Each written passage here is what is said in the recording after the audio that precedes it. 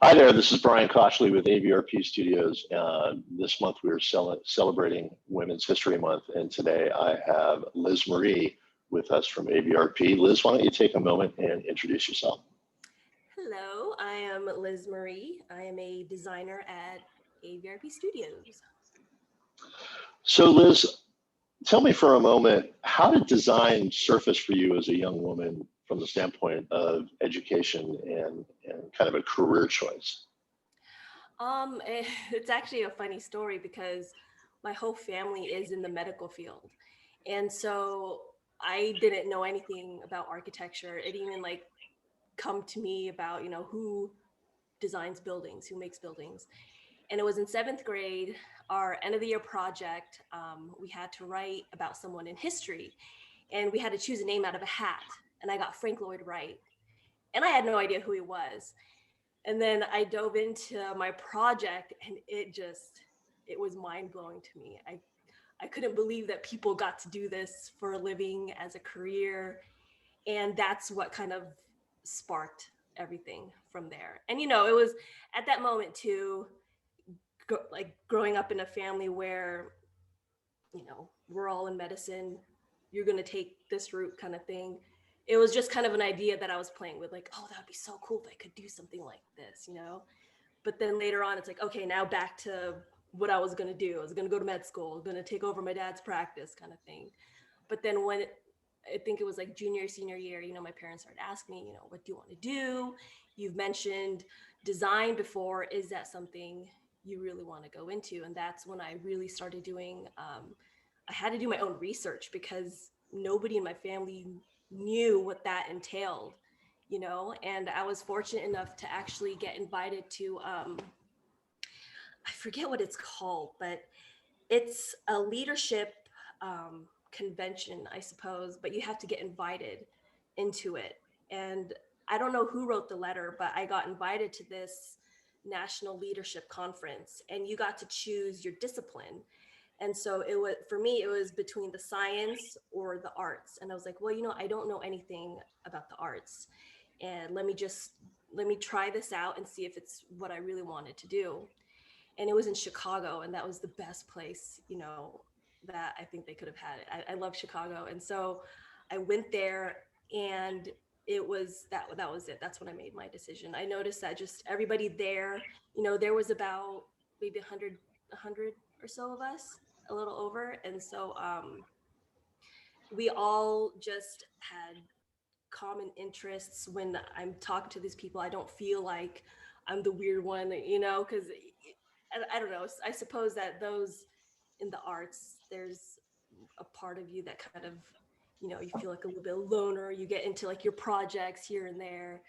And then, but everybody was just so open and into the same thing. And it was just really interesting that all the opportunities there were within the field between interior design, architecture, graphic design, just design in general. It really opened my eyes. So And where'd you go to school for? You went to school for architecture? so I actually went into interior design first.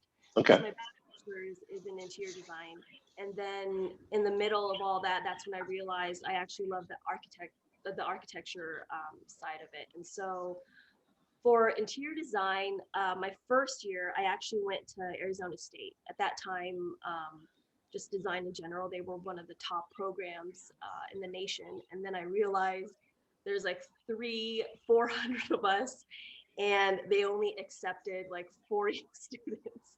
And I knew right away there were kids that were there that their family has been in the field forever, and they knew what to do. I'm sitting here in class trying to figure out how to use a scale, and I'm like, okay, there's no way I can like, do this right off the bat. I'm going to need some time. And that's when I realized, what, if I'm meant to do this, let me go to, a school that's just for interior design and see, if I'm grasping this, and if I make it and I find a job, then I'm meant to do it. And if not, then this was just, a test run and on to the next thing. And so I did. I left Arizona State and then I attended the Interior Designers Institute in Newport Beach in California. I went there, and I'm really glad I did because, it was just focused on interior design, and ended up being that I was top of my class. And so I saw that as a sign that, okay, well, I'm doing good. So That's awesome. yeah. And then you went back to grad school for architecture? Yes. And then I went back to school because, I think the market at the time, the economy wasn't so great when I graduated. I actually almost joined the Peace Corps because I was like, well, it's really hard to find a job right now. I'm a humanitarian, so I've always volunteered a lot. And I realized that you have to do a minimum of 4 years. So that didn't work out. And then I was like, well, you know what? Grad school it is. And so I went to New School of Architecture here in San Diego. So That's excellent. yeah. What's talk a little bit about either or both as a younger professional, do you feel that women were properly represented as far as the number of women in the program, or do you feel that it was still kind of male dominated in either or both of those programs? You know what? I feel that I would say that my studio was fairly balanced, but I could tell that the instructors still, I don't know, I wouldn't say like favored the male students, but there was definitely like like they almost made it easier sometimes for some of the women, which I'm very competitive. And so, I don't like when things are, okay, well, if you can't do this, let me make it easier for you. It's like, no, I want it to be, the same for everybody. If you can't do it, you can't do it, Right. There was still kind of that. But. So how did you end up with us at ABRP Studios? So you guys, it was through a merger that I came to AVRP. We had done some projects with AVRP at that time, and then we just kind of slowly started working on more and more projects, and then and then now I'm happy to be part of the family. It's pretty cool. I'm glad you mentioned that. We've talked a lot about hashtag ABRP family, and it's interesting when I hear other colleagues talk about us as a family as well, because I do think that's kind of one of the unique aspects of our culture. It really is. And being newer mom, my son is 2 now, but when all of that happened, it was such an easy transition, and then just even now, especially last year, my son is in daycare now, which, thank God. But before, trying to figure out how am I going to work, how am I going to watch him? He's 2, he's just like a monkey dinosaur, just wanting all the attention and, climbing and trying to, he's 2, he needs attention. And it was nice that I could just easily approach the project managers, the principals, and say, hey, I can only really work within this time frame and this time frame. And it was, it was easy for them. It's like, no problem. You have to take care of your family. And that's been really nice. Oh, that's awesome. That's awesome. And you may have already answered this then. I was going to ask you what's one of the favorite things about working at AVRP Studios for you? Oh, definitely the flexibility, and then also just, I think because I came on in not in a traditional way, because of my interior background and my architecture background, I've been able to work with everybody, all the departments, and I feel that's been very unique, I think, in just any company, and then just for myself, because now, I'm currently working with campus and community. There's a way that those projects are run because of the school district, or, mixed use towers. There's another way that has to work. Interiors, there's another way that has to work. Some of the urban planning that we've done, I've been very fortunate that, AVRP has allowed me to, experience all those different areas.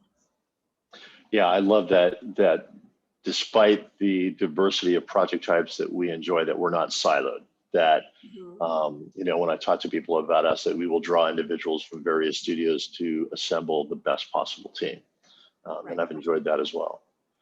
If we could put you in a time machine and send you back to your young self, what is something you'd want to share with your young self now that you've gained the experience that you've gained? I would say speak up. I was very shy, quiet, just kind of kept to myself. I mean, I'm still that way, you know, but now I've learned that, you know, ask questions. It's okay to ask those questions because then you need to know these things. And it's also I always learn like, oh, if you ask a question, then it means that you don't know something. But really, it's also a matter of, you know, you're listening, you're paying attention, and you know what to ask. You know, so. And similarly, for other women in our industry, do you have any advice for them? Be confident, and if you're not confident, then at least, you know, hold your head up, act like you're confident, because I think that goes a long way. You know, is asking the right questions and just, you know, there's going to be times I think where you feel like you can't do anything, or, you know, you have someone that just kind of talks down to you. It's like, okay, brush it off, keep your head up, and keep on going, you know? So. That's a great piece of advice for anyone, let alone women in the profession. Final question, and then we'll let you go. So this year's theme for International Women's Day was choose to challenge. How would you apply that to either work or life or both for you as a person? Choose to challenge. So I had to see what that choose to challenge meant. Just because a lot of the times when I see these hashtags, I don't know what, you know, the meaning behind it. And I saw that choose to challenge was kind of overcoming inequality and all that, you know, like being a woman. And I would say the challenge is to, I think a lot of the times the reason why there is such an inequality, or, you know, there's like an imbalance, is that a lot of the times people fear change. And so when they see that change happening, you know, it's a reaction to fear where they don't want, you know, like, no, like they resist that. And so I think that challenge is to take the time to maybe reach out to those people, you know, befriend them. Don't come in with a defensive, I suppose, stance, and more as an understanding, because I think that's what we need right now, just all around. Wow, that's great advice. Well, thank you, Liz. I super appreciate getting to learn a little bit more about you and kind of your background, and appreciate you spending some time with us. Yeah, thank you. Thanks for having me. No problem.